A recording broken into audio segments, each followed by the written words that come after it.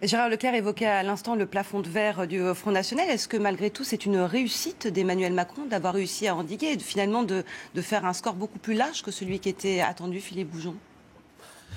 Jacques Chirac a un exploit beaucoup plus important il y a quelques années.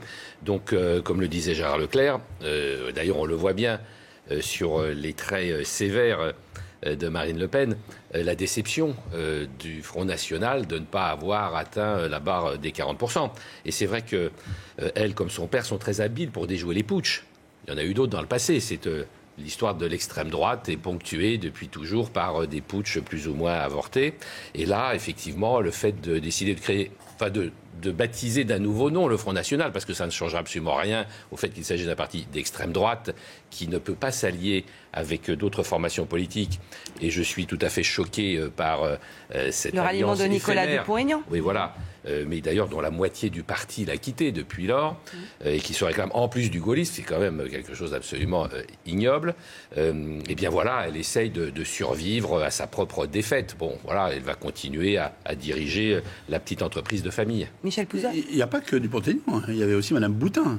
Qui était... Oui, mais c'est pas neutre. À force de créer des passerelles, et on voit bien que c'est son but, de créer des passerelles avec une droite républicaine traditionnelle, pour briser ce plafond de verre. Alors après, elles sont quand même très étroites. Elles sont étroites, mais elles n'existaient pas. Il n'y en a pas d'autres. Elles n'existaient pas jusqu'à présent. La totalité des Républicains ont bien expliqué qu'il fallait faire un barrage au Front National et empêcher ça. C'est pas le bon propos. Je ne remets pas ça en cause. Et merci que cet acte républicain existe. C'est un peu rassurant.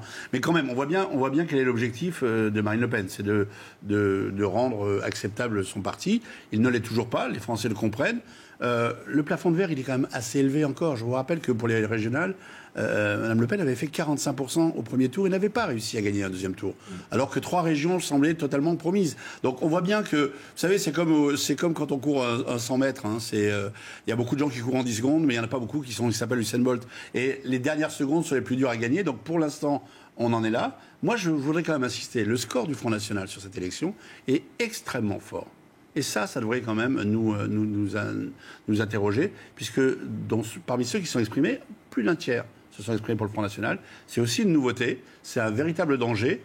Moi, je ne pense pas qu'on battra le Front National avec de la morale ou des bonnes idées, mais avec de la politique, et en appliquant des politiques qui vont dans le sens de l'amélioration de la vie des Français, et notamment de ceux qui doutent le plus de la politique et de ceux qui en bavent le plus au quotidien. Et c'est aussi ça l'enjeu du quinquennat, c'est aussi ça l'enjeu des législatives, créer une majorité au Parlement qui pousse ce gouvernement, quel qu'il soit, à prendre en compte ce que attendent les Français et ce malaise qui se traduit aussi par le vote du Front National. D'ailleurs, dans le débat, ce qui a été clair, je crois que les Français ont compris que la politique économique préconisée par Mme Le Pen, la sortie de l'euro, même si c'était un peu un galimatias en affaires, eh bien, conduisait le pays à la banqueroute et à la faillite. Laetitia Avia. Il y a également, il faut le voir, hein, une colère des Français, une colère sur le fondement de laquelle a été construit ce vote pour le Front National.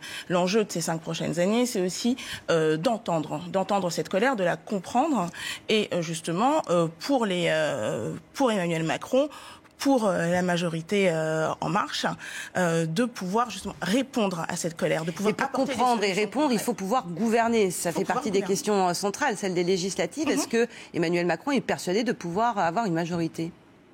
Alors personne n'est persuadé de rien aujourd'hui. C'est justement ce que je disais tout à l'heure. Mais nous allons tout mettre en œuvre pour cela. Nous aurons 577 candidats législatifs, 577. On est impatients, nous. Écoutez, c'est ce que je vous disais tout à l'heure. Le mouvement En Marche a toujours été maître des horloges. Et cela a mené, en tout cas, hier à l'élection d'Emmanuel Macron. Le temps nécessaire sera accordé. Il y a un mois précisément. Non, mais c'est vrai. Ce que je suis en train de dire, c'est que il faut faire chaque chose en son temps.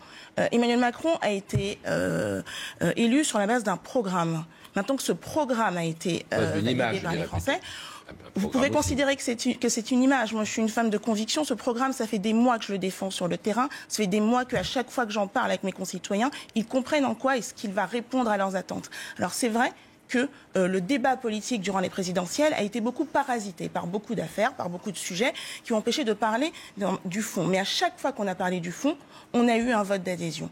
Et donc, l'idée des prochaines semaines pour les candidats aux législatives dont je fais partie, ça va être de continuer sur le fond, de continuer de présenter notre projet, de montrer en quoi est-ce qu'il répond aux préoccupations des Français, aussi bien sur le fond, sur leur vie quotidienne, sur la vie économique, que sur la nécessité de restaurer une confiance dans la sphère politique. Ça va être intéressant quand vous allez leur parler de la loi travail, des retraites, etc. Effectivement, ça va être. Mais écoutez, on leur en parle tous les jours. Ça va être une déflagration. Non, je pense que si vous Alors en aviez encore une parlé, fois, on a quand même si les vous en aviez Républicains et parlé les tous les socialistes jours, qui sont bien d'accord sur je ce pense que si plateau. vous en aviez parlé tous les jours, C'est pas qu'on est d'accord, si on c'est que avait nous pu sommes parler dans du projet, l'opposition. je pense qu'on n'en serait pas là aujourd'hui. Je peux vous dire qu'on en parle tous les jours. Je vous le dis, on va en voir ce parle tous les terrain. jours. On a un J'attends ça avec programme impatience. J'attends qui ça porte- avec qui porte impatience. aussi bien une émancipation des individus que des mesures pour une solidarité. Et on en parle tous les jours. Et à partir du moment où on évoque cet équilibre, parce que ce programme repose sur un équilibre. Je ne sais pas avec qui vous en parlez, mais pendant la campagne des présidentielles, moi je peux vous dire une chose. Je n'ai jamais vu, pendant toute la campagne, un seul militant En Marche sur le terrain. Jamais. Alors, je vous le dis, écoutez, dans ma c'est le cas. On va voir si ça se passera différemment pour les Écoutez, Est-ce que les marcheurs ont dû être revus à un moment ou à un autre? Écoutez, c'est de la mauvaise foi. Je suis désolée de vous dire. Non, je suis désolée de dire que c'est de la mauvaise foi. Moi, je suis une militante de terrain. Je suis tous les jours sur le terrain. Je fais du porte-à-porte, des marchés. J'y suis tous les jours depuis des mois. Et je peux vous dire qu'on était légion. Et j'ai vu je ne sais combien. Oui, ça veut dire qu'on était nombreux. Je ne sais combien de personnes nous ont même demandé si. Dans votre arrondissement, c'est M. Mélenchon qui est arrivé en tête. Absolument pas. Non, c'est M. Macron avec 35,9%. Pas le bon arrondissement. Donc, je vous le dis, c'est 35,9% pour Emmanuel Macron. Et je peux vous dire que même des personnes nous demandaient comment est-ce qu'on mettait autant d'énergie bénévolement, parce que tous les engagés En Marche, ce sont des bénévoles. Et tous les partis aussi, arrêtez avec cette démagogie. Je ne suis pas en train de parler de vous, je suis en train de parler de nous. Tous les partis, tous les militants sont des bénévoles. Alors attendez, parlez pas tous à la fois parce qu'on ne s'entend pas. Je suis en train de vous dire que les gens nous disent et nos militants, nous, ils le font qu'ils nous voyaient tellement nombreux qu'ils nous voyaient. Je ne suis pas en train de parler de vous, je parle de nous. Je suis en train, laissez-moi terminer mon propos. Je suis en train de vous dire que beaucoup de nos concitoyens nous voyaient tellement nombreux qu'ils ne comprenaient pas qu'autant de personnes s'engagent bénévolement pour Emmanuel Macron. Et ça, je l'ai entendu énormément sur le terrain. Des personnes nous ont dit que notre engagement leur faisait du bien, qu'ils voyaient qu'on était enthousiastes à défendre ce programme. Et ça, vous ne pouvez pas dire, ne serait-ce que par respect pour les 240 000 engagés En Marche, que nous n'étions pas sur le terrain. Je vous le dis, chez moi. Respectons, mais ne dites pas que vous êtes les seuls à avoir je ne parle pas de vous, je parle de nous. Et c'est ce que nous faisons depuis le début. Nous ne parlons pas des autres, nous parlons que de nous.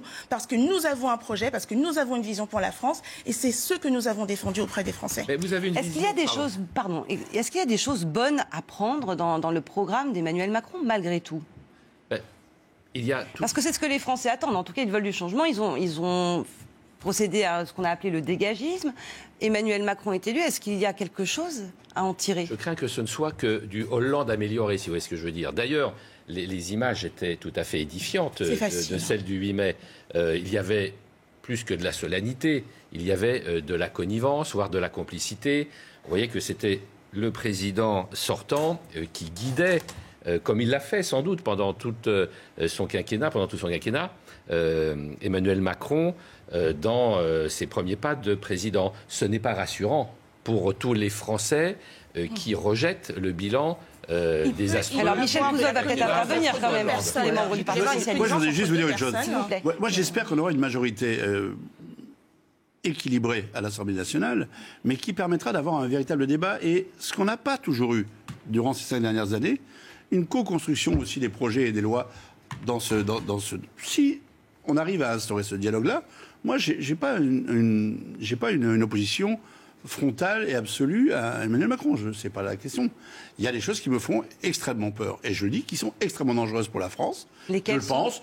La volonté de réformer le Code du travail par décret, c'est quelque chose qui est catastrophique pour ce pays-là et qui est très dangereux. Voilà le programme. On a enfin trouvé un... Vous en trouverez beaucoup. Bien sûr. Le projet sur les retraites. Bien sûr. Son projet pour les demandeurs d'emploi. Je veux dire, c'est qui pourrait être d'ailleurs une proposition de droite. Vous refusez 2 emplois à moins de 25%, à moins de 20 km, on vous dégage les ACDIC, comme si M. Macron ignorait que la moitié des gens qui sont aujourd'hui inscrits à Pôle emploi ne touchent aucune indemnité. Donc dans un pays où il y a 8 millions de pauvres, voilà, on voit bien qu'il est complètement à côté de la plaque sur ces choses-là. Donc il y a un certain nombre de mesures comme ça qui, moi, je trouve extrêmement dangereuses, qui vont dans le mauvais sens et qui vont renforcer les difficultés de la plupart de nos concitoyens. Donc, voilà, effectivement, je m'y oppose et je pense qu'on a un certain nombre de mes amis au Parti Socialiste, mais pas qu'au Parti Socialiste à s'y opposer, dans l'ensemble de la gauche. Et puis, il y a d'autres positions sur la société dont on peut effectivement discuter. La première position, j'entends sur les casiers judiciaires, c'est évidemment qu'on a voté déjà au Parlement. Enfin, ça serait bien que pour le nouveau président de la République, il s'intéresse un peu à ce qui se passe aussi au Parlement. On a voté le casier judiciaire vierge pour les prochaines élections. Donc, c'est fait. Donc, c'est bien de vouloir l'appliquer, mais on a déjà fait ça. Donc ça, oui, je me voterai pour, par exemple.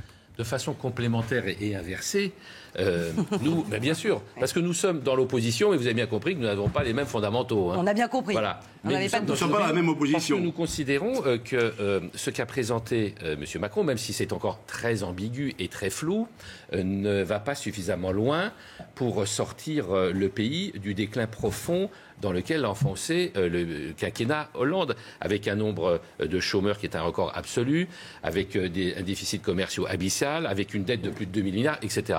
Donc oui, nous sommes pour une réforme beaucoup plus profonde du Code du travail. Oui, nous ne sommes pas pour l'augmentation des impôts, parce que l'augmentation de la CSG pour tous, que préconise M. Macron, va quand même alourdir la barque fiscale d'une vingtaine de milliards d'euros. Et puis il y a d'autres sujets très importants dans lesquels nous ne connaissons pas vraiment ces positions. Tout ce qui concerne le communautarisme, tout ce qui concerne la lutte contre la délinquance et le terrorisme, où là, encore une fois, il n'y a pas grand-chose de nouveau par rapport à la politique menée pendant 5 ans. Voilà qui résume l'immense défi qui attend Emmanuel Macron. Clairement, ça va être très compliqué pour le nouveau président, là. Écoutez, moi j'ai entendu beaucoup de choses. Vous savez, le programme d'Emmanuel Macron, il est complet sur beaucoup d'éléments sur lesquels on peut parler de flou. En revanche, ce qui va être très très intéressant, ça va être de voir sur des sujets sur lesquels on apporte une solution, on apportera une solution, de voir si des logiques d'appareil, puisque c'est ça qui a aujourd'hui aussi... C'est ce qui a freiné aussi le redressement de notre pays. On verra si des logiques d'appareil empêcheront des personnes d'une majorité ou d'une autre de voter des mesures qui doivent apporter justement. Mais on le verra par l'avenir. Non, mais je peux vous répondre tout de suite parce qu'il y a Alors une réponse très rapidement parce qu'on a terminé. Ne nous accusez pas de vouloir le pire pour la France. C'est bien l'inverse. D'ailleurs, c'est la raison pour laquelle, sous le quinquennat de François Hollande, nous avons voté, nous les Républicains, la totalité des lois qui étaient proposées par le gouvernement en matière de sécurité, de lutte antiterroriste, de renseignement. Voilà, parce que nous avons considéré que c'était l'intérêt du pays.